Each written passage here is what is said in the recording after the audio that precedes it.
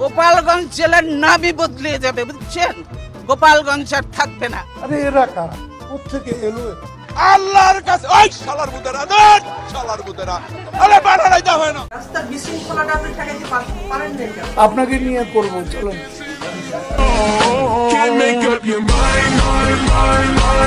আসসালামু আলাইকুম guys, what is up everyone, welcome back to another it video. আজকের এই ভিডিওতে আপনারা দেখবেন বাংলাদেশের নোবেল জয়ী কিছু রাজনৈতিক হাস্যকর ডায়লগ, যে ডায়লগগুলো দেখলে আপনার হাসতে হাসতে প্যান্টের বেল খুলে যাবে, গ্যারান্টি দিচ্ছি। এছাড়া বর্তমান জেনারেশন ছেলে মেয়েদের মুখে মুখে এই ডায়লগগুলো ঘুরে বেড়ায়, যা হয়তো আপনারা প্রায় শুনে থাকেন।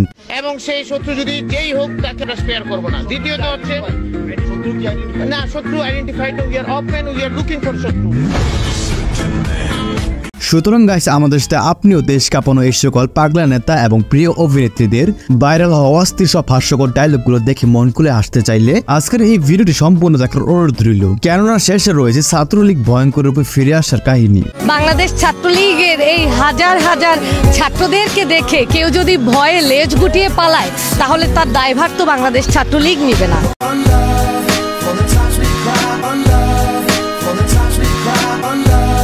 সো গাইস, শুরুতেই দেখবেন হাসিনার পাঁচটা দালাল জুনায়েদ আহমেদ পলকের ওয়াস্কার জয়ী একটি ডায়লগ।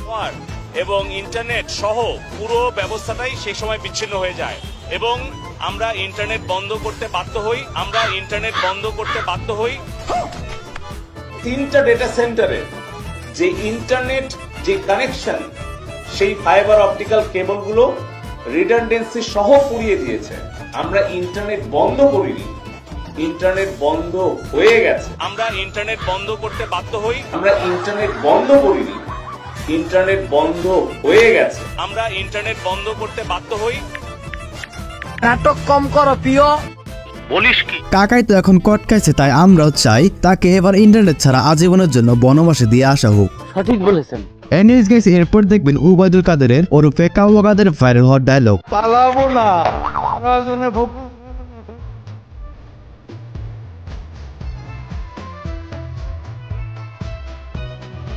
2 মাস আগেও কাকাই চিল্লাই বলছিল বোমা মারলেও তারা কোথাও পালাবে না, আর এখন গায়ে কট খেয়ে গেল। এবার এক দফা শেখ হাসিনাকে কবরস্থানে পাঠাতে হবে, এই এক দফা।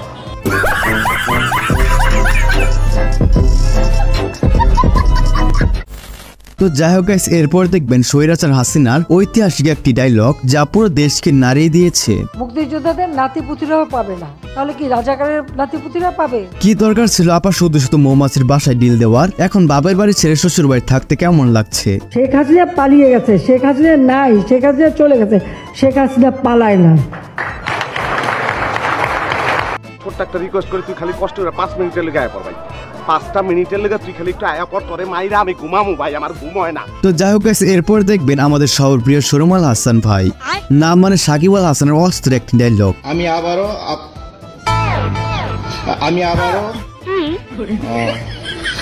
আবারও আমাদের স্রোত নেতা সাকিব বাল আসলে একটা জিনিস, নিজের ক্রিকেটের জনপ্রিয়তাকে পুঁজি করে এমন কোন আকাম বাকি নেই যে সে করেনি। আমি আবারও আমাদের শ্রদ্ধেয় নেতা আত্মার মাগফিরাত কামনা করছি, আল্লাহ তাকে বেহেশতবাসী করুক। জয় বাংলা, জয় বঙ্গবন্ধু। আমি একটু বেশি আশা করছিলাম। এছাড়া গাইস, এরপর দেখবেন ছাত্রলীগের সাহসী নেতা বীর পুরুষ, অনেকের আবার প্রিয় অভিভাবক সাদ্দামের হাস্যকর একটি ডায়লগ। একটি কথা বলতে চাই, আন্দোলন যাবে, আন্দোলন আসবে, বাংলাদেশ ছাত্রলীগ থাকবে। এবং কিরে ভাই, আপনারা ছাত্রলীগরা জনগণকে জনে জনে খবর দিবেন বলে 7 মিনিটই আউট হয়ে গেলেন, এটা কি কোনো কথা? ছাত্রলীগের ইতিহাস তো জানা নেই, একটি ঘটনাও জবাব ছাড়া দেয়া হবে না। আমারে মাফ করে দেন হুজুর, আমার ভুল হয়ে গেছে। কোথায় কে কি করছেন না করছেন সব কিছু আমরা দেখছি, জানছি, অবগত থাকছি। বাচ্চা থাকো চিরকাল ছিঁড়ে খাও বেড়ার বাল। আবার শুনলাম ছাত্রলীগরা নাকি ভয়ঙ্কর রূপে ফিরে আসবে, কিন্তু ভাই ডাকাত হয়েছে ফিরে আসবে এটা তো কখনো ভাবিনি। আমার মতন কেউ চিন্তা করেন না ভাই, আপনাদের পরিস্থিতি রাজ্য ছোট বলবো ভাই।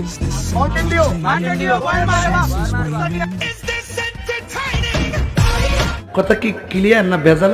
সো গাইস, এরপর দেখবেন বিএমপির জনপ্রিয় নেত্রী রুমিন ফারহানার একটি ভাইরাল ডায়লগ। বাংলাদেশটাকে কারো বাপ বাংলাদেশ ছাড়, পাকিস্তান যা, অমুক দেশে যা, তমুক দেশে যা। Why? Who are you to say? আসলে রুমিন ফারহানা একজন পাক্কা রাজনীতিবিদ, যা ওনার ভিডিওগুলো দেখলে বোঝা যায় প্রতিটি কথার লজিক আছে। এনিওয়েজ গাইস, এরপর দেখবেন বিএনপির প্রধানমন্ত্রী খালেদা জিয়ার টিকটক কাঁপানো অস্থির একটি ডায়লগ। প্রিয় দেশবাসী, আপনারা দেখেছেন এই সরকার কি করেছে। ইতিমধ্যে এই ডায়লগ দিয়ে টিকটকের অনেক সেলিব্রিটিরা ভিডিও বানিয়েছে, যা ছিল একটি দিকে একটি জোস। কি আপনাদের মেয়েরা তো ঝগড়া করে কেন?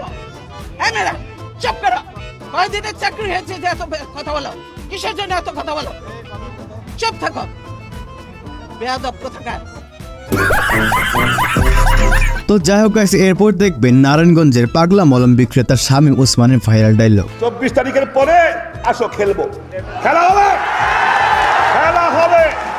24 তারিখের পরে খেলা হবে। তুই, তোর খালেদা জিয়া, তোর জামাত, তোর হেফাজত সব নিয়ে আয়।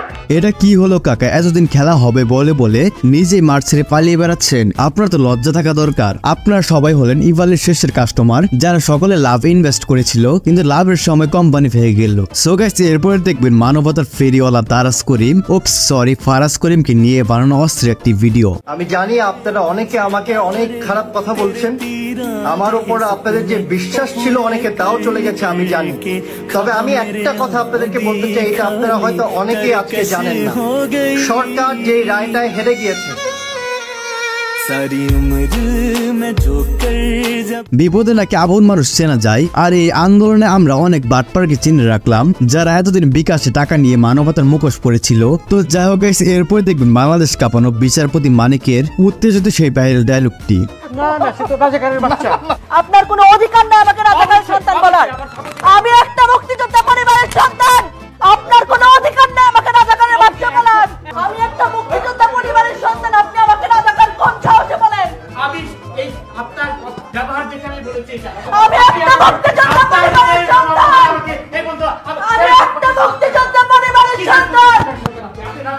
তাহির হুজুর আগে বলেছিলেন, চিল্লায় কি মার্কেট পাওয়া যায়? তাই মনে রাখবেন, রেগে গেলেন তো কট খেয়ে গেলেন। আমার কাছে মনে হয়েছে শক্তিশালী কথা চিৎকার করে না বললেও সেটি শক্তিশালী, আর যদি কথাটি দুর্বল হয় আপনি অনেক চিৎকার করে বললেও সেটি আসলে শক্তিশালী বা বোল্ডনেস হতে পারে না।